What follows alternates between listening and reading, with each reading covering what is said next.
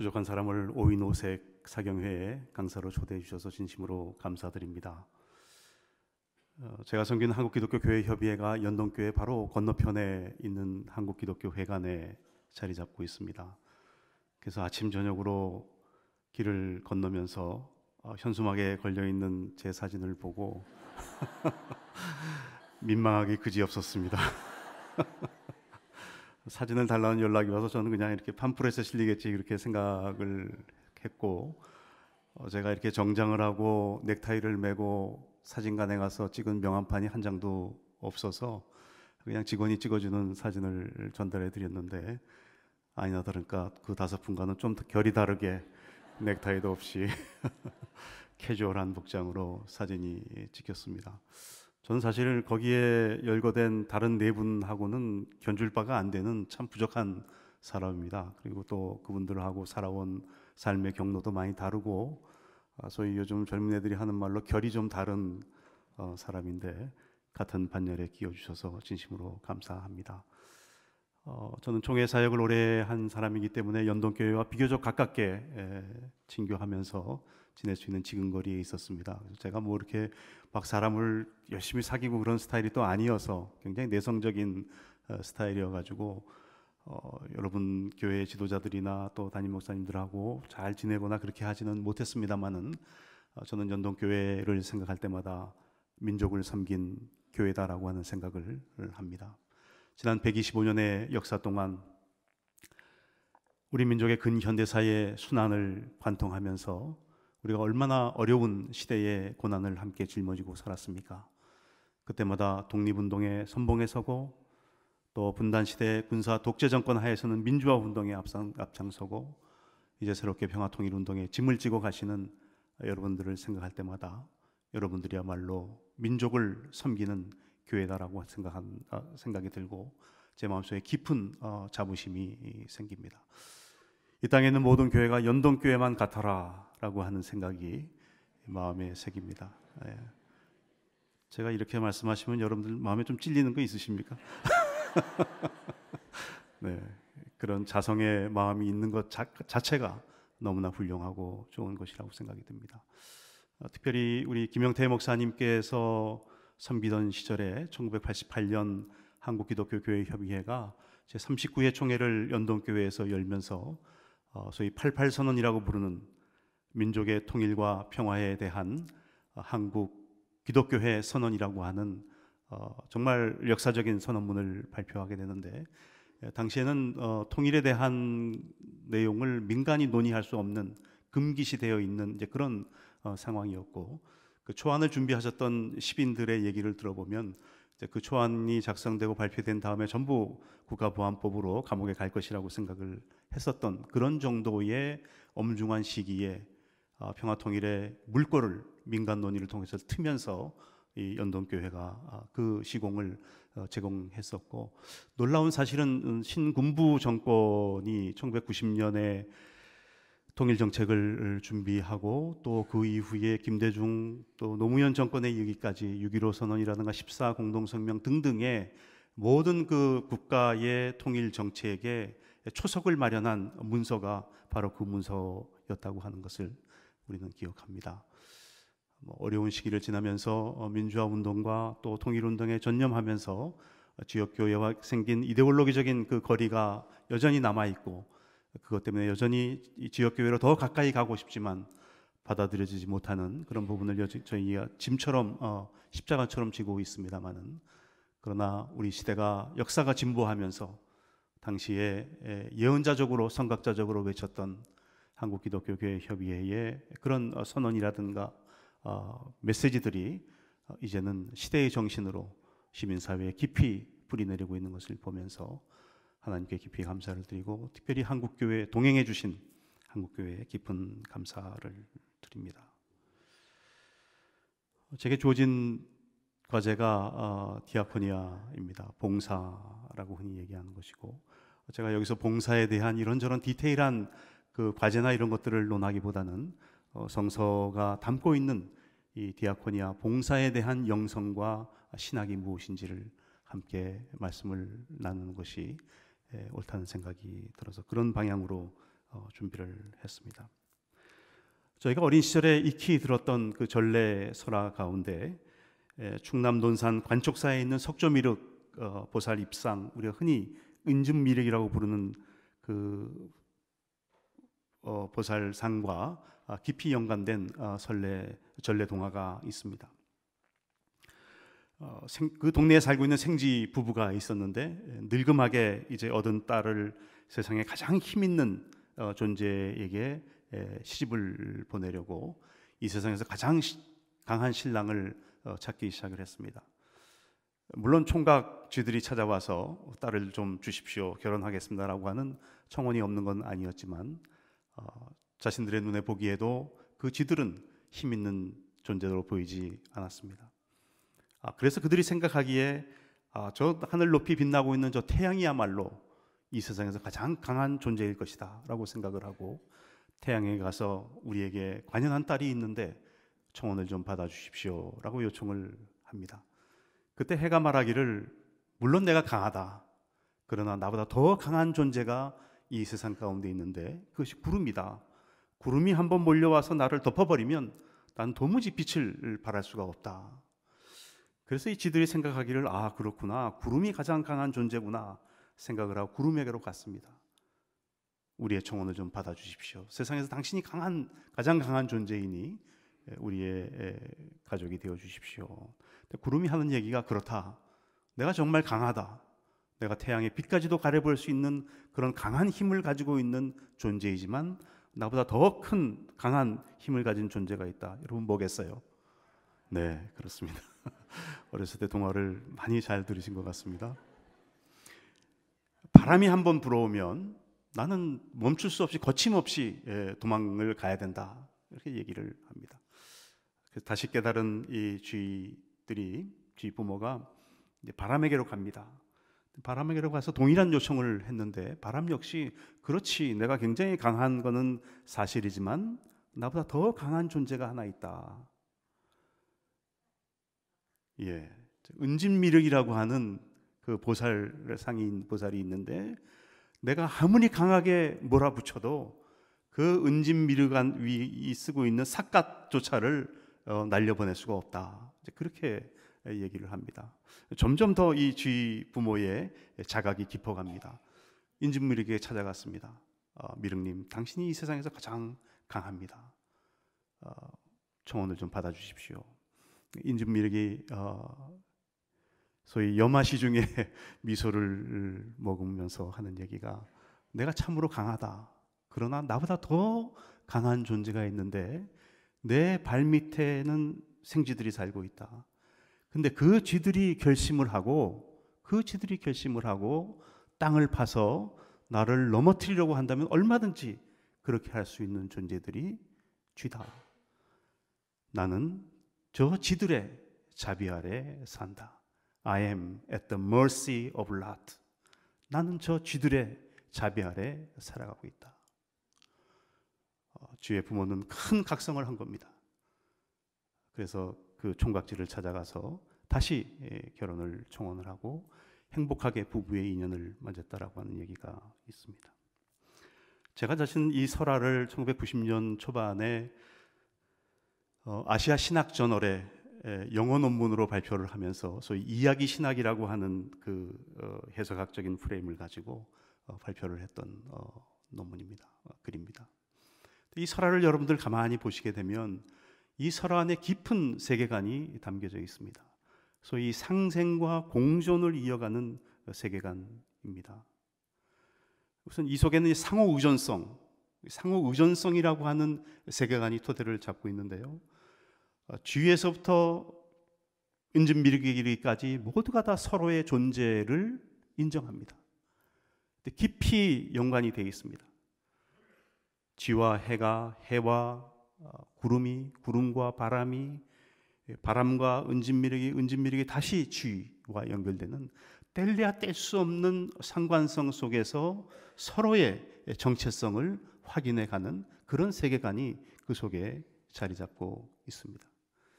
그런데 더 놀라운 것은 그들이 서로가 서로를 인정한다라고 하는 겁니다. 그래, 내가 비록 강하긴 하지만 나보다 더 강한 존재가 있어. 결국은 그런 자각과 자기 인정들이 순환이 되면서 은진미륵은 급기야 결정적인 선언을 하게 됐는데, 나는 내 발 아래, 너희들이 하찮게 생각해서 결혼 청혼을 거부했던 내 발 아래 살고 있는 그 쥐들의 은총 가운데 살아가고 있다 하는 고백을 하게 되는 겁니다.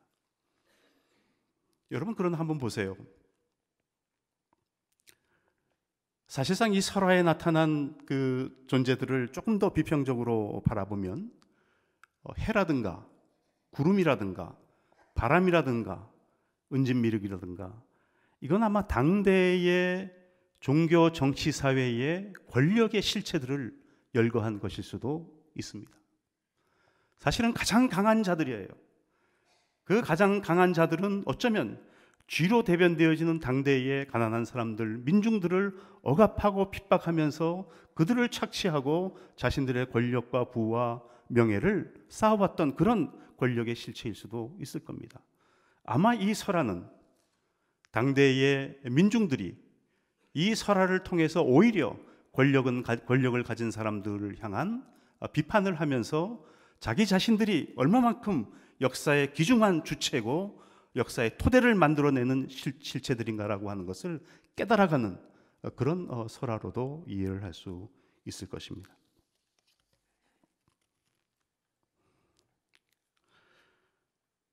저는 여기서 그 얘기를 하려고 하는 것보다는 여기에 나타난 각각의 실체들이 자신들이 깊이 상호 연관되어 있다라고 하는 이 상호 의존성에 대한 자각을 가지고 해내는 그 행위라고 하는 것이 자기 비움의 행위였다라고 하는 겁니다. 특별히 마지막에 은진미륵의 이 고백은 자기 비움의 매니페스토입니다. 나는 내가 비록 강하지만 나는 저 쥐들의 자비 아래 살아가고 있다. 자기를 끊임없이 비워내는 거죠. 여러분, 이 상호 의존성과 자기 비움이라고 하는 것, 사실상 하나님께서 창조하신 우리의 생명 세계를 이끌어가는 가장 중요한 두 가지 원리입니다. 이 하나님께서 창조하고 섭리하고 끊임없이 재창조해가는 이 생명의 망, 이 생명의 망이 지속 가능한 생명의 망이 되기 위해서 그것을 관통하는, 거기에 몸을 담고 있는 모든 생명체들이 지녀야 될 영성은 바로 이 상호 의존성과 자기 비움의 영성입니다. 우리 모두가 다 서로 연관되어 있다라고 하는 이 상호 의존성에 대한 자각이 우리 안에 깊어지면 깊어질수록 우리는 스스로를 비워낼 수 있게 됩니다. 여러분, 생명의 망을 한번 상상해 보십시오. 거기에 많은 소위 지체들이 함께 이 네트워크를 이루고 망을 이루고 거기서 살아가는데, 만약에 그 중에 어느 한 지체가 우리 성경에 나와 있는 몸의 비유처럼 자기가 가장 중하다고 생각하고 자기 비움을 행하지 않고 권력을 독점하고 자기의 부를 전적으로 사유화하려고 한다고 생각을 해보십시오. 아마 그 작은 매듭이 되겠죠. 그 매듭은 점점 몸이 불어서 부유해지고 강해질지 모르지만 결국은 생명의 망 전체를 붕괴시키고 마는 겁니다. 왜냐하면 순환을 멈추게 하기 때문입니다. 저는 요즘 이 시대를 살아가면서 순환이 정의다라고 하는 얘기를 많이 하는데요.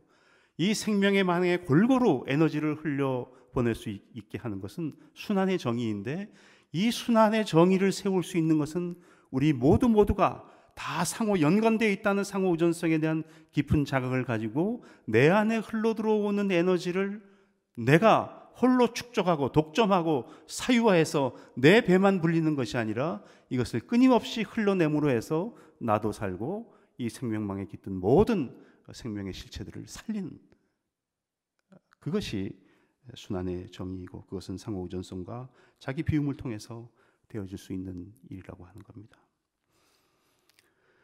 저는 이 상호 의존성과 자기 비움이 오늘 디아코니아 사역의 영성이다, 이렇게 말씀을 드리고 싶습니다. 여러분, 우리가 상호우전성에 대한 깊은 자극을 가지고 우리 자신들을 비워낼 때 우리는 이웃과 자연의 얼굴 속에서 하나님의 얼굴을 배울 수 있습니다. 하나님의 얼굴을 어떻게 보겠어요? 하나님께서 보여주시는 하나님의 얼굴은 결국 이웃과 자연의 얼굴 속에 감추어져 있는 겁니다.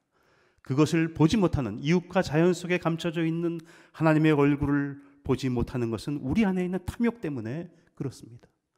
우리가 독점하고 사유하고 내 안에 움켜쥐려고 하는 그 욕심 때문에 우리는 내 이웃과 우리의 자연 속에 있는 하나님의 얼굴을 보지 못하는 겁니다. 그렇기 때문에 내 이웃을 섬길 수 없고 자연을 섬길 수가 없는 거지요. 그렇기 때문에 순환시킬 수 없는 겁니다. 우리가 상호우전성과 자기 비움의 영성을 가지고 이웃과 자연의 얼굴 속에서 하나님의 얼굴을 배울 수 있을 때 우리는 비로소 그 이웃과 자연을 위한 돌봄과 나눔의 행위를 할 수 있는 것이고, 우리가 돌봄과 나눔의 행위가 그리스도의 사랑에 근거한 진정한 것일 때 그것은 치유와 화해의 사건을 일으키고, 치유와 화해의 사건이 일어나는 곳에 정의와 평화가 입맞추게 되는 것이고, 정의와 평화가 입맞추는 곳에 만물의 생명함은 풍성하게 깃드는 것입니다. 그리고 이와 같은 디아코니아 사역의 전 과정을 이끄는 근본은 하나님의 진리입니다.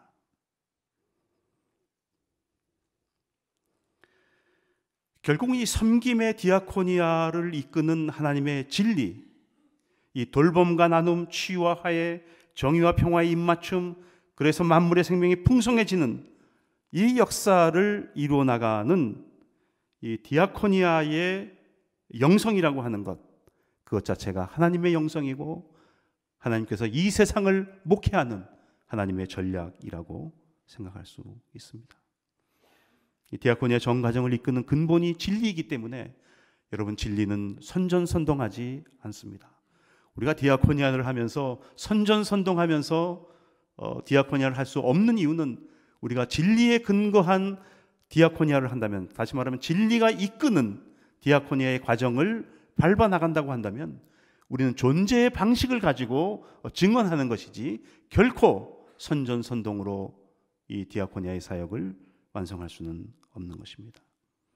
제가 좋아하는 표현, 늘 하는 표현이 소금처럼, 또 빛처럼, 바람처럼, 꽃의 향기처럼, 이게 진리가 존재하는 방식입니다. 선전선동하지 않죠. 나 여기 있어 하고 자기 자랑하지 않습니다.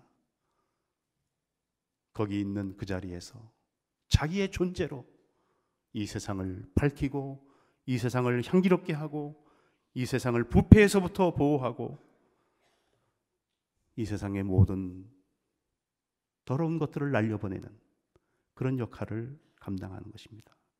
진리 그 자체로서의, 존재 자체로서의 섬김, 그것이 디아코니아의 본연의 자세라고 하는 생각을 합니다.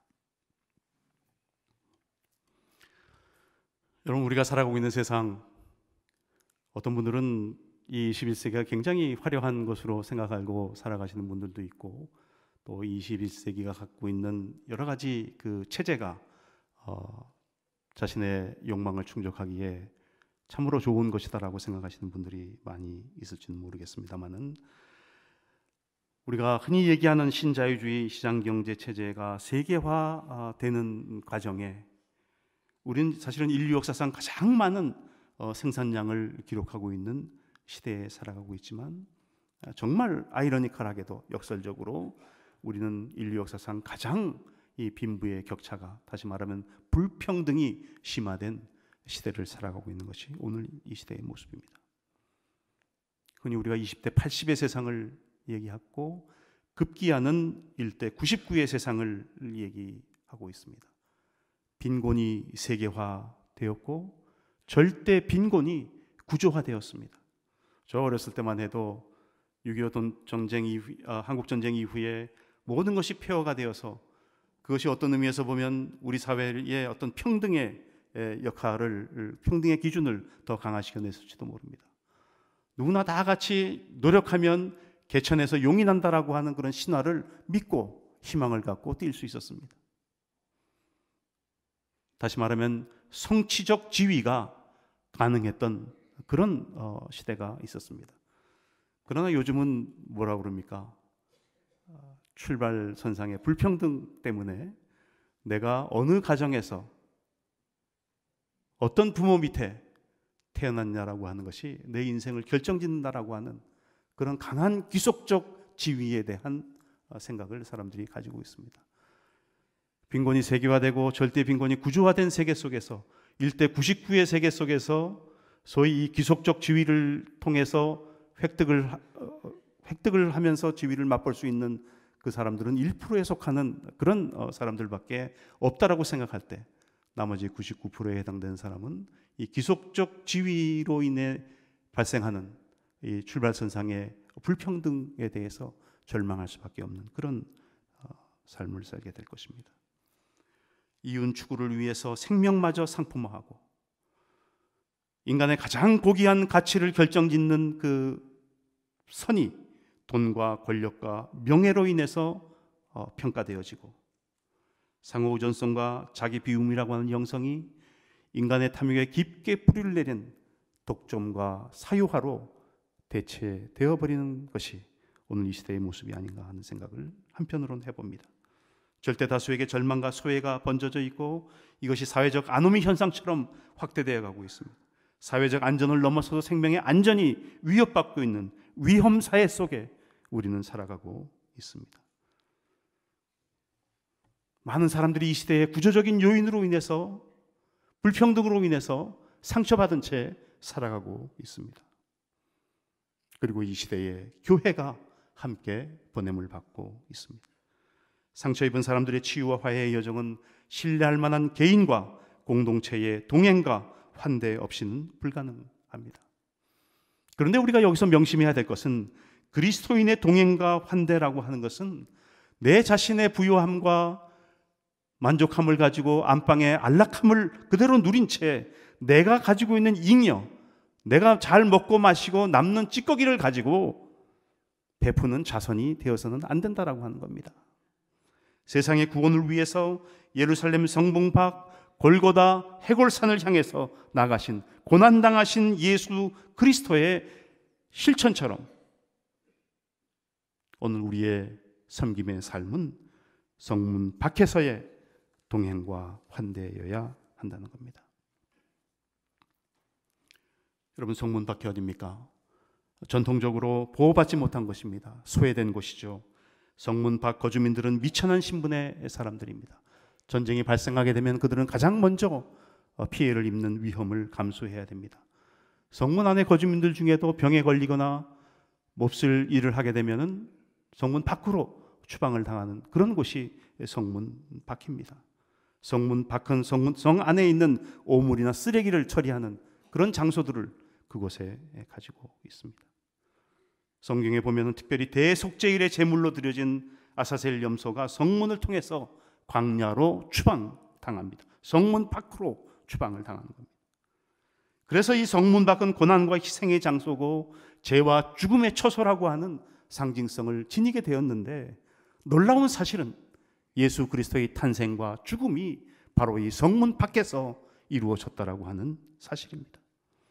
예수님은 예루살렘 성문 밖 베들레헴 마구간에서 탄생하셨습니다. 그리고 이 성문 밖은 성소에 나타난 가난한 사람들의 삶의 자리였습니다. 그렇기 때문에 예수님의 성문 안에서의 사역은 당대의 성문 안의 세력인 로마 정치 권력과 유대 종교 권력의 가치관을 뒤집고 당대의 가난한 자들 편에 서는 사역, 다시 말하면 성문 밖의 사람들의 구원과 해방을 위한 디아코니아 사역이었던 것입니다.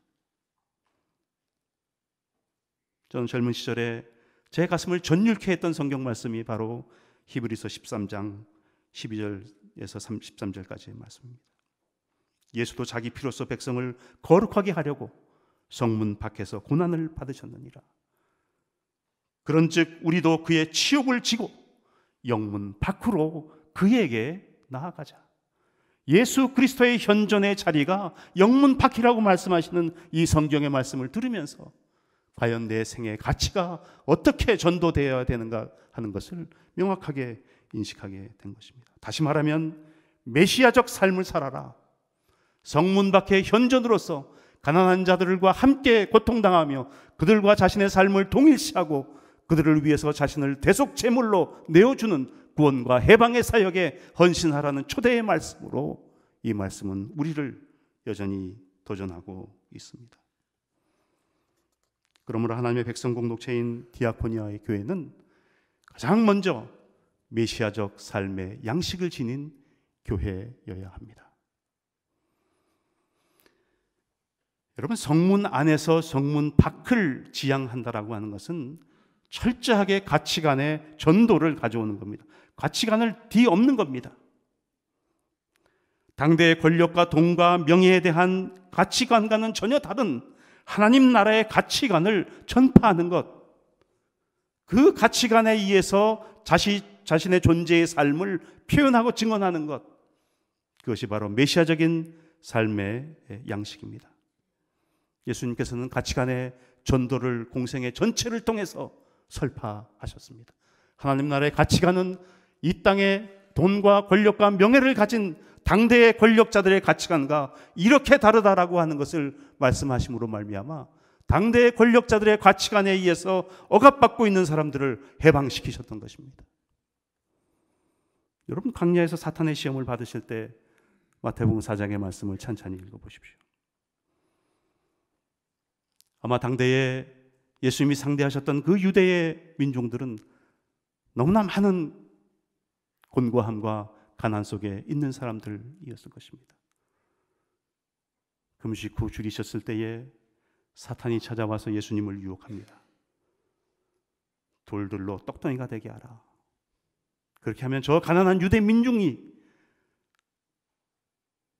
돌들로 떡을 만드는 당신을 메시아로 인정하고 따를 것이다. 유혹이죠. 굉장한 유혹입니다. 경제적 유혹입니다. 그때 주님이 말씀하십니다. 사람이 떡으로만 살 것이 아니요 하나님의 입으로부터 나오는 모든 말씀으로 살 것이라. 당대의 희망을 잃고 유리방황하는 유대 민중, 믿음을 상실한 유대 민중들을 향해서 메시아가 된다라고 하는 것은 그들의 기적적인 비전을 보여주는 것일 텐데, 이것을 한 사탄은 예수를 유혹합니다. 그를 성전 꼭대기에 세우고 뛰어내려라. 하늘의 천사가 내려와서 너를 받들고 안전하게 할 거다. 아마 그 역사가 일어났다고 한다면 유대 민중들은 눈에 보이는 그것을 통해서 믿음을 회복하고 새로운 시대의 희망을 보았을지도 모릅니다. 그러나 주님은 말씀하십니다. 주 너의 하나님을 시험하지 말라. 당시에 로마 압제하에 있던 유대 왕국의 사람들은 소위 정치적 메시아에 대한 강한 기대를 가지고 있었습니다. 그래서 예루살렘으로 예수님께서 올라가실 때 이제 예루살렘에 입성하게 되면 거기서 정치적 혁명이 일어나고 예수님이 정치적 메시아가 되어서 유대의 왕이 되어서 새로운 나라를 다스리실 것이다라고 하는 그런 비전을 갖고 있었습니다. 그래서 사탄은 그 비전을 가지고 유혹합니다. 천하만국과 그 영광을 보여주면서 이르되 만일 내게 엎드려 경배하면 이 모든 것을 내게 주리라. 주님은 말씀하십니다. 주 너의 하나님께 경배하고 다만 그를 섬겨라. 저는 이 시대의 메시아적 삶의 양식을 가진 사람들이 꼭 살아내야 될 교훈이 있다라고 한다면 그것은 산상수훈에 담겨진 마태복음의 산상수훈, 누가복음의 평지설교라고 하는 그 교훈에 담겨진 가치관을 살아낼 때 우리는 진정으로 디아코니아를 하는 교회, 메시아적 삶의 양식을 지닌 교회가 될 수 있다고 생각합니다. 누가복음 6장에 보면 축복선언과 저주선언이 나오죠. 가난한 사람들아 너희는 행복하다. 하나님의 나라가 너희 것이다. 지금 굶주린 사람들아 너희는 행복하다. 너희가 배부르게 될 것이다. 지금 우는 사람들아 너희는 행복하다. 너희가 웃게 될 것이다. 사람의 아들 때문에 사람들에게 미움을 사고 내어 쫓기고 욕을 먹고 누명을 쓰면 너희는 행복하다. 그럴 때 너희는 기뻐하고 즐거워하라. 하늘에서 너희 받을 상이 큽니다. 거꾸로 저주 선언이 이어서 내려집니다. 부유한 사람들아, 불행하다. 너희는 이미 받을 위로를 다 받았다. 지금 배불리 먹고 지내는 사람들아, 너희는 불행하다. 너희는 굶주린 날이 올 것이다. 지금 웃고 지내는 사람들아, 너희는 불행하다. 너희가 슬퍼하며 울 날이 올 것이다. 모든 사람들에게 칭찬을 받는 사람들아, 너희는 불행하다. 그들의 조상들도 거짓 예언자들을 그렇게 칭찬하며 칭송하고 즐겁게 만들었다. 아까 말씀드린 대로 예루살렘 도상으로 오르는 그 길 위에 제자들은 한껏 정치적 메시아에 대한 꿈에 부풀러 있었습니다. 그래서 그들은 예수 그리스도께서 예루살렘에서 당해야 될 순환에 대해서 철저하게 무지한 상태에서 고난을 향해 나가는 예수님의 그 길을 알지 못한 채 바로 그 길 위에서 누가 더 크냐, 이제 예수가 왕이 되면 누가 영의정이 되고 누가 좌의정이 될 것이냐라고 하는 소위 기싸움을 하고 있었던 겁니다. 주님이 말씀하십니다. 오늘 본문 말씀대로 세상에서는 통치자들이 백성을 강제로 지배하고 높은 사람들이 백성을 권력으로 내리누른다. 그러나 너희는 그래서는 안 된다. 너희 사이에 높은 사람이 되고자 하는 사람은 남을 섬기는 사람이 되어야 하고, 으뜸이 되고자 하는 사람은 사람은 종이 되어야 한다. 사실은 사람의 아들도 섬김을 받으려 온 것이 아니라 섬기러 왔고 많은 사람들을 위하여 목숨을 바쳐 몸값을 치르러 온 것이다. 누가복음에 있는 말씀, 너희 중에 제일 높은 사람은 제일 낮은 사람처럼 처신해야 되고 지배받은 사람은 섬기는 사람처럼 처신해야 된다. 식탁에 앉은 사람과 심부름하는 사람 중에 어느 편이 더 높으냐? 높은 식탁에 앉은 사람이 아니냐. 그러나 나는 심부름하는 사람으로 여기 와 있다. 여러분, 당대의 세계관, 흔히 오늘 예수를 믿는다고 교회에 다니는 우리 모두를 포함해서 우리가 생각하고 있는 이 시대의 가치관과는 너무나 다른, 오늘 이 시대의 가치관을 100% 뒤집어 엎는 가치관의 전도가 하나님의 나라를 선포하신 예수 그리스도 속에는 담겨져 있던 것이고, 그 가치관에 의해서 예수는 메시아적 삶을 살아가신 것입니다. 하나님 나라의 이 같은 전도된 가치관을 가지고 메시아적 삶을 살아가는 이 디아코니아 교회는 결국은 작은 이들의 벗이 되는 교회가 되어야 할 것입니다. 여러분, 마태복음 25장을 보면 여러분들이 잘 알고 계시는 대로 인자가 자기 영광으로 모든 천사와 함께 올 때 자기 영광의 보좌에 앉은 모든 민족을 그 앞에 모으고 목자가 양과 염소를 구분하듯 각각을 구분하실 것이라고 말씀하십니다. 주님의 그주는 그들의 형제 중에 지극히 작은 이에게 그들이 어떻게 행했는가에 초점이 맞춰져 있습니다. 지극히 작은 이들이 줄일 때 먹을 것을 주고 목마를 때 마시게 하고 나그네 되었을 때 영접하고 헐벗었을 때 옷을 입히고 병들었을 때 돌보고 옥에 갇혔을 때 와서 돌본 그 사랑의 실천이 바로 주님께 한 것이다. 너희가 내 형제 중에 지극히 작은 자 하나에게 한 것이 내게 한 것이다. 이 지극히 작은 자 하나에게 하지 아니한 것이 곧 내게 하지 아니한 것이다. 여러분, 이들은 그렇게 자기 자신을 인정하지는 않았지만 적어도 그들은 이 줄인 자들, 목마른 자들, 나그네 된 자들, 헐벗은 자들, 병든 자들, 옥에 갇힌 자들을 보았을 때에 그들의 얼굴 속에서 하나님의 얼굴을 본 겁니다. 그들의 고통당하는 현존 속에서 그들과 함께 고통당하고 계시는 하나님의 현존을 바라본 거예요. 그래서 마치 하나님을 섬기듯 병든 자, 옥에 갇힌 자, 배고픈 자들을 섬긴 것입니다. 작은 이들 향한 동행과 환대는 그들의 고통스러운 삶의 한복판에 함께 현존하시는 그리스도에 대한 섬김입니다.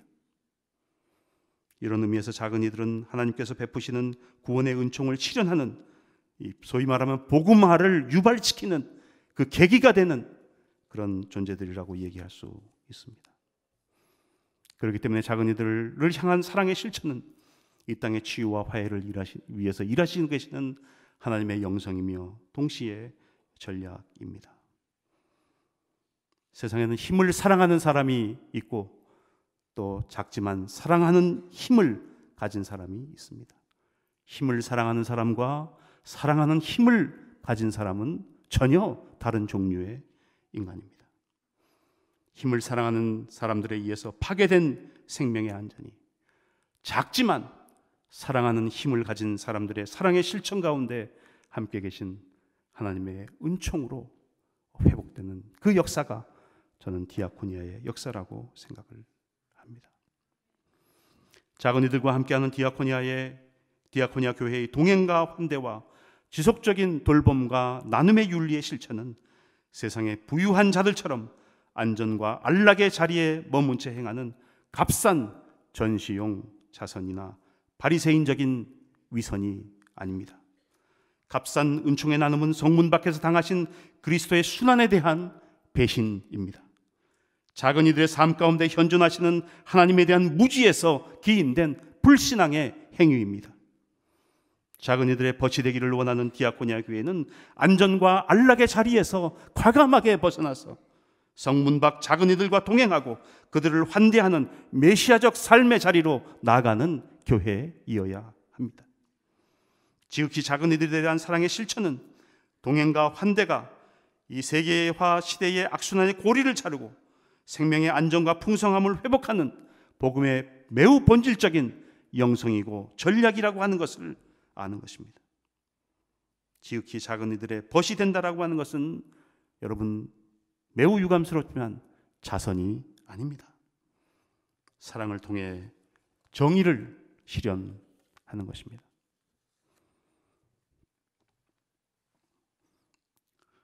놀라운 사실은 우리는 이 같은 성문 밖에서의 작은 이들과의 동행과 환대의 과정 속에서 하나님의 은총으로 그리스도와 연합되어 치유되고 화해된 존재로 변해가는 우리 자신의 모습을 발견하게 될 것입니다. 그리고 작은 이들 역시 깨어지고 부서진 상황에서 예수 그리스도의 복음 안에서 치유되고 화해된 존재로 변화되어 가고 자신들의 새로운 소명의 자리로 향해 나아가는 것을 발견하게 될 것입니다.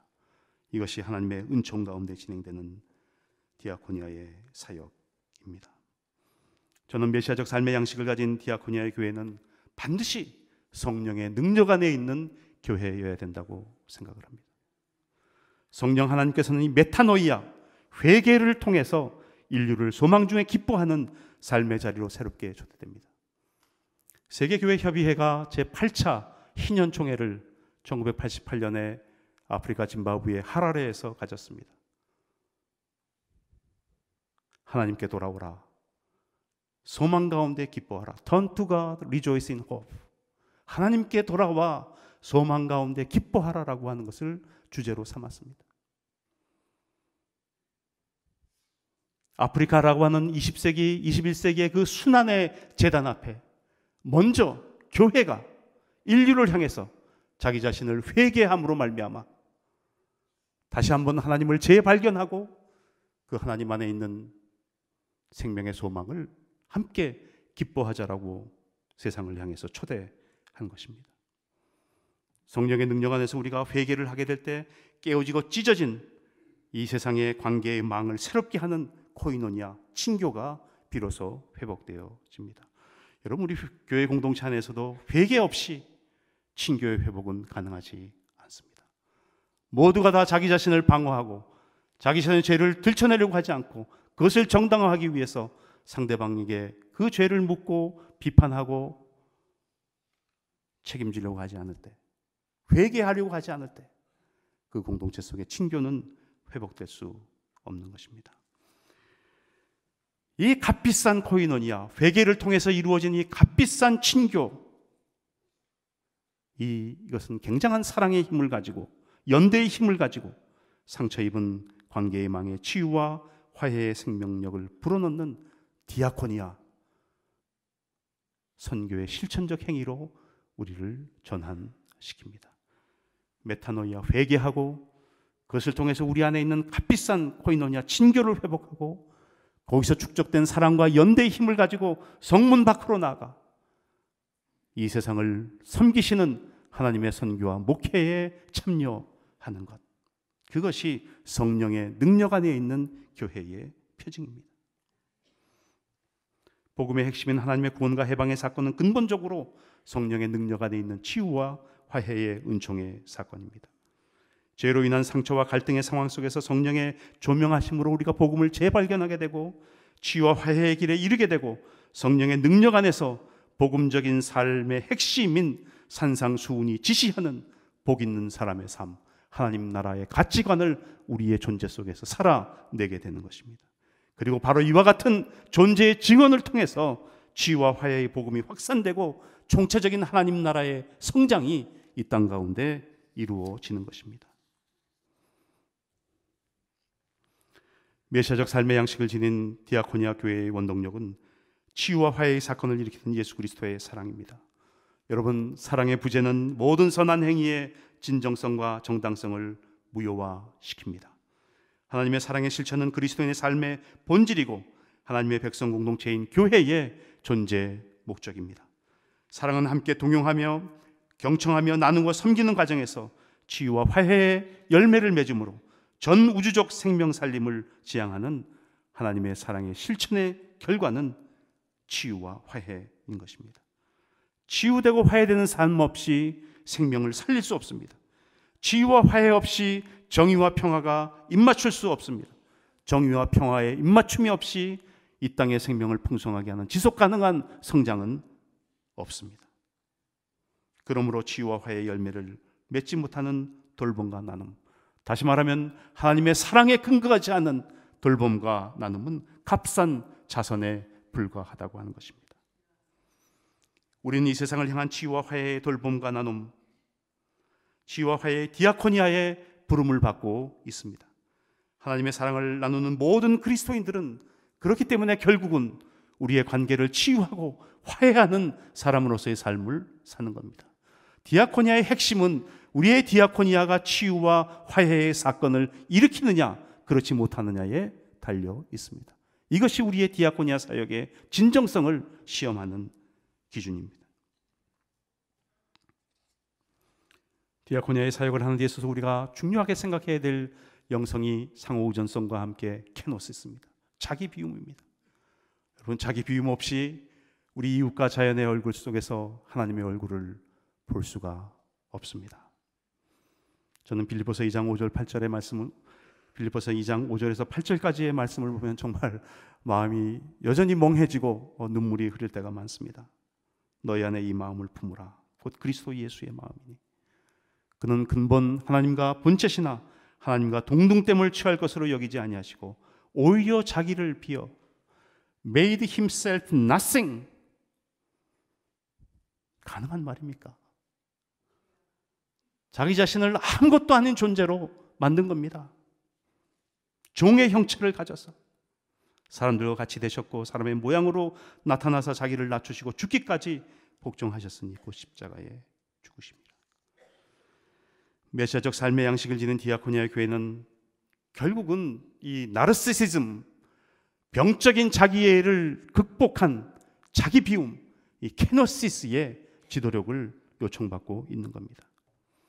여러분, 많은 지도자들이 내 안의 완결 구조를 통해서 내가 모든 것을 판단하고 모든 구성원들을 다스릴 수 있다고 생각합니다. 이런 제왕적인 대상화의 망상에서 깨어나는 것이 중요합니다. 구성원들의 공동체적이고 상호우전적인 은사를 개발하면서 집단 지혜를 발전시키는 유기적이고 공동체적인 목회의 돌봄을 할 줄 아는 지도자가 필요합니다. 교회와 사회 구성원들을 향해 일방적으로 비판하고 지도하고 가르치려는 그런 태도와 신앙의 이름 아래 모든 것을 환원시키려는 미망에서 깨어나야 됩니다. 더불어 소통하고 공감하며 함께 배우고 실천하면서 상호 비판적 성찰의 자리로 나갈 수 있어야 합니다. 목회 기술자가 아니라 인생 순례의 여정에 친구로 동행하면서 일방적 지시와 전달보다는 낮은 자세의 경청과 수평적 대화를 통해 영적인 현자로 말씀의 지혜를 나누는 지도력이 요청됩니다. 자신의 새로운 목표와 결정을 우선시함으로 기존의 것들을 무효화하고 자신의 시간의 흐름과 목표에 추종할 것을 강요하는 대신에 구성원들의 삶과 사역의 자리에서 공존의 상관성을 만들어내고 치유와 화해의 생명망을 짜가는 지도자가 어느 시대보다도 필요한 지도력입니다. 경력과 인맥과 덧칠한 무용담을 권위의 근거로 삼기보다는 언제나 수줍은 첫 만남을 준비하는 아마추어의 자세로 일상을 살아가는 지도자가 참 그립습니다. 성령의 역사보다 앞서 문제 해결사로 자처하며 나서기보다는 성령의 역사에 공동의 탐구자로 참여하는 지도자가 보고 싶습니다. 성급한 자기 판단을 앞세워서 장의박원적인 변증과 공격적인 처세로 대처하기보다는 침묵 가운데 사과와 용서로 낮아지면서 갈등의 사이에 서서 치유와 화해의 과정을 모색함으로 공동체의 진보를 이루는 포용적인 지도자가 그립습니다. 동무대를 차리고 나르시스적 원맨쇼를 연출하기보다는 크고자 하거든 남을 섬기고 남에게 대접을 받고자 하는 대로 남을 대접하려는 예수 그리스도의 이 디아코니아의 정치학, 섬김의 정치학을 실천하면서 협의의적 과정을 이끌 줄 아는 정말 주님을 닮은 그런 지도자가 보고 싶습니다. 이것이 하나님의 백성 공동체의 전 구성원이 하나님의 정치와 하나님의 선교와 하나님의 목회에 참여할 것을 요청받는 오늘 이 시대의 교회의 지도력의 모습이 되어야 될 것이고 그들의 존재 양식이 되어야 할 것입니다. 거듭 말씀드리지만 디아코니아 사역의 원동력은 사랑입니다. 사랑의 영성과 실천을 통해서 정의와 평화가 입맞추는 세상을 만드는 것, 그것이 디아코니아입니다. 저는 요즘 요한복음 3장 16절 말씀 또 요한복음 13장에 있는 말씀을 새롭게 읽으려고 노력을 많이 하고 그 말씀에 붙들려 있습니다. 하나님이 세상을 이처럼 사랑하사 독생자를 주셨으니 이는 그를 믿는 자마다 멸망하지 않고 영생을 얻게 하려 하십니다. 하나님이 세상을 이처럼 사랑하사. 그런데 오늘 본문 말씀을 보니까 그 사랑이라고 하는 것은 섬김을 받으려 함이 아니라 섬기려 온 것으로 표현되었고 끝내는 자기 목숨을 많은 사람의 대성물로 주는 것으로 그 사랑을 확증한 것입니다.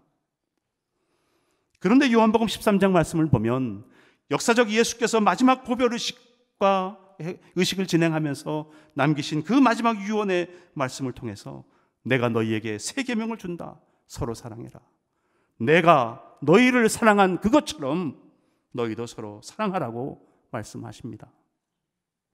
이것이 하나님이 세상을 사랑하신 방식이었습니다.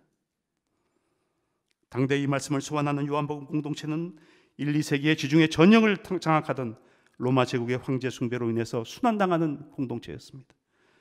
유대교 회당으로부터 추방당하며 박해를 피해 소아시아로 흩어지는 공동체였습니다. 그들은 배교와 순교 사이에서, 사이비 복음과 참복음 사이에서, 율법과 은총 사이에서 갈등하며 분열하는 공동체였습니다. 이들을 향해서 요한복음의 저자는 예수님께서 십자가의 죽음을 앞두고 제자들의 발을 씻긴 그 사건을 다시 소환하고 제자 공동체의 배신과 분열을 미리 하시고 주신 새 계명을 기억하도록 초대하고 있습니다. 이제 그들에게 들려지는 새 계명은 이미 세월이 지나서 예수님의 십자가의 죽음을 관통한 계명이 되었고 부활로 인해서 이미 확증된 새로운 계명이 된 것입니다. 십자가의 죽음은 내가 너희를 사랑한 것 같이라고 하는 예수님의 사랑의 척도를 나타내는 정점에 있는 사건이었던 겁니다. 십자가의 죽음을 통해 나타난 예수님의 사랑은 부활을 통해서 참되고 영원한 것으로 확증된 사랑입니다. 그 사랑은 인간의 죄악이 만들어낸 모든 장벽들, 이웃을 타자화하고 대상화하고 이방인화하고 원수화하고 적대화하는 모든 마음과 이를 통제하는 율법과 규율의 기제들을 허무시고 하나 되게 하신 사랑이었습니다. 우리는 오늘 혐오와 배제와 차별의 삶의 자리에서, 독점과 사유화의 삶의 자리에서, 또 분단과 냉전의 삶의 자리에서 이 새 계명을 살아낼 결단을 해야 합니다. 오늘 이 새 계명의 말씀은 고린도전서 9장에 나타난 사도 바울의 고백과 진지하게 연관되어 있습니다. 바울은 반문합니다. 우리가 어느 누구에게도 매여 있지 않은 자유인입니까? 우리는 많은 사람을 얻으려고 스스로 모든 사람의 종이 될 수 있습니까?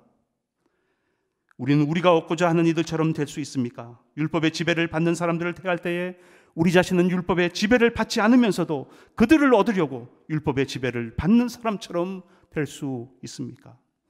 믿음이 약한 사람들을 대할 때에 그들을 얻으려고 믿음이 약한 사람처럼 될 수 있습니까? 우리는 어떤 사람을 대하든지 복음을 전하기 위해 무슨 일이라도 함으로 그들처럼 되어서 어떻게 해서든지 그들 중 다만 몇 사람이라도 구원함으로 그들과 다 같이 복음의 축복을 나눌 수 있습니까? 저는 오늘 이 말씀이 우리에게 이렇게 도전하고 있다고 생각합니다. 여러분, 오늘 혐오와 배절과 차별을 넘어서 예수 그리스도께서 우리를 사랑하신 그것처럼 주변화되어 성문 밖으로 추방당하는 이 땅의 소수자들을 사랑으로 섬길 수 있습니까?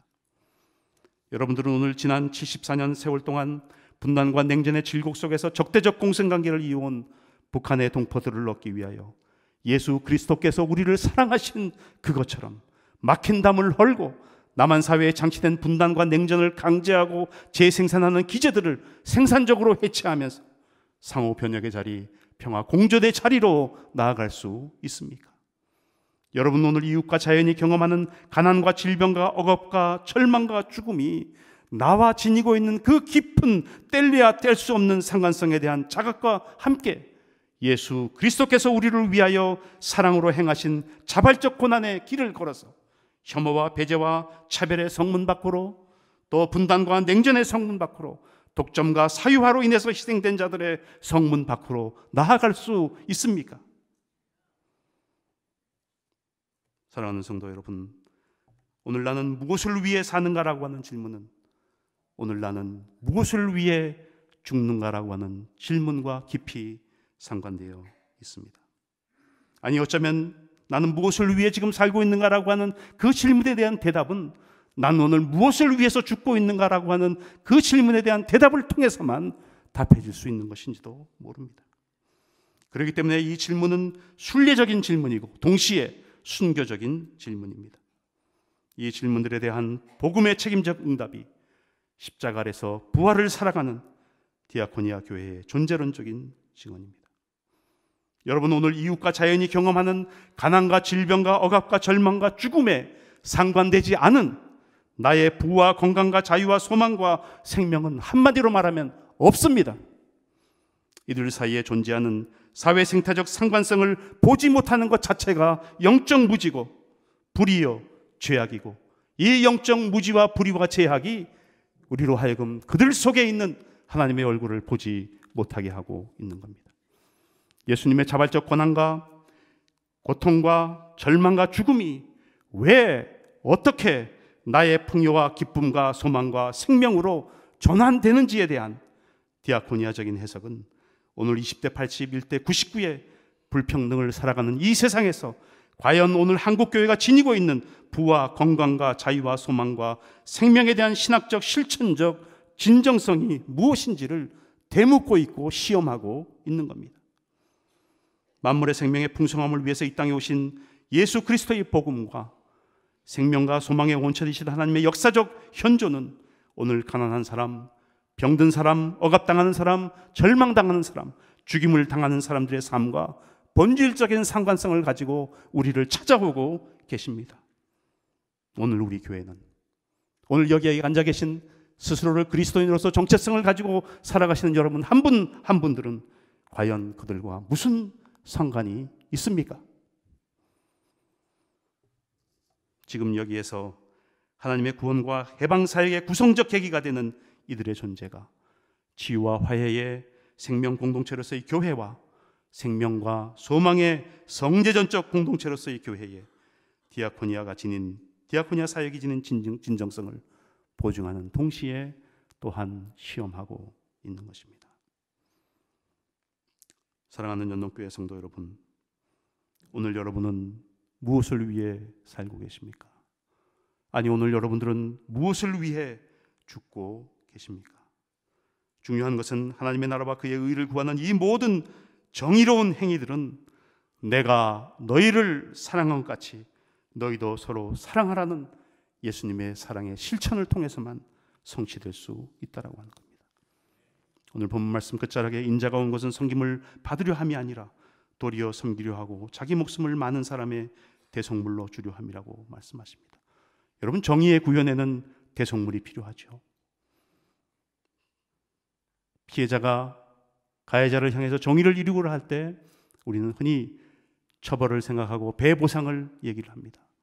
그것이 정의를 이루는 조건 중에 하나이기 때문입니다. 그런데 이 대속물을, 이 정의의 구현을 예수님께서 스스로 대속물로 자신의 내어주심으로 해서 정의를 이루신 겁니다. 근데 이 정의를 이루는 힘은 무엇이었을까요? 하나님의 사랑의 힘이었습니다. 하나님의 사랑이 예수 그리스도를 대속물로 이 세상에 내어주고 하나님이 원하시는 정의를 스스로 이루신 겁니다. 스스로를 내어주는 섬김의 사랑의 실천을 통해서 정의를 이루는 표본을 우리에게 보여주신 겁니다. 내가 너희를 사랑한 것과 같이 나타나는 이 하나님의 사랑의 또 다른 차원은 그렇기 때문에 여러분, 이웃 사랑이 아닙니다. 원수 사랑입니다. 우리가 그냥 사랑하는 이웃을 사랑하면 그게 무슨 사랑이겠냐고 성서는 반문하고 있지 않습니까? 하나님이 원수와 같은 우리를 사랑하신 겁니다. 그것도 대속물로 자기를 내어주는, 스스로 십자가에 못 박아 정의를 이루는 그 사랑을 통해서 정의를 이름으로 해서 우리와 같은 원수를 사랑해 주신 겁니다. 혐오와 배제와 차별을 넘어서 서로의 얼굴에서 하나님의 얼굴을 볼 수 있게 하는 정의도 이 사랑의 세 계명을 실천할 때 가능합니다.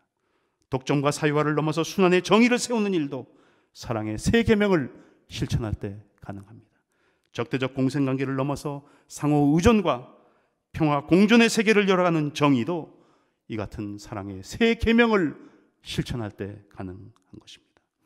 그러므로 요한일서 4장 20절 이하는 이렇게 말씀하십니다. 누구든지 하나님을 사랑하노라 하고 형제를 미워하면 이는 거짓말하는 자니 보는 바 그 형제를 사랑하지 아니하는 자는 보지 못하는 바 하나님을 사랑할 수 없느니라. 우리가 이 계명을 주께 받았나니 하나님을 사랑하는 자는 또한 형제를 사랑할지니라. 은진미륵의 전래 설화에 나오는 고백처럼 우리는 이웃과 자연을 통해서 전달되는 하나님의 자비와 은총으로 살아가고 있습니다. 그리고 이 고백은 우리로 하여금 이웃과 자연을 섬기게 하고 그것을 통해서 하나님을 섬기게 합니다. 이웃과 자연의 얼굴을 통해서 하나님의 얼굴을 배웠고 이웃과 자연을 하나님처럼 섬기는 것이 디아코니아입니다. 이것은 내가 너희를 사랑한 것 같이 너희도 서로 사랑하라는 바로 그 사랑의 실천, 행위 이외에 다른 것이 아닙니다. 성문 밖에서 그리스도의 사랑으로 행하는 나눔과 섬김이 결국 세상을 바꿉니다. 하나님 나라의 가치관이, 그 전도된 가치관이 세상을 바꾼 그것처럼 성문 밖에서 그리스도의 사랑을 실천할 때 우리는 비로소 세상을 바꾸는 정의를 이룩할 수 있습니다. 우리는 오늘 이 같은 변혁적 디아코니아를 실천하도록 부름받고 있습니다. 기도하겠습니다.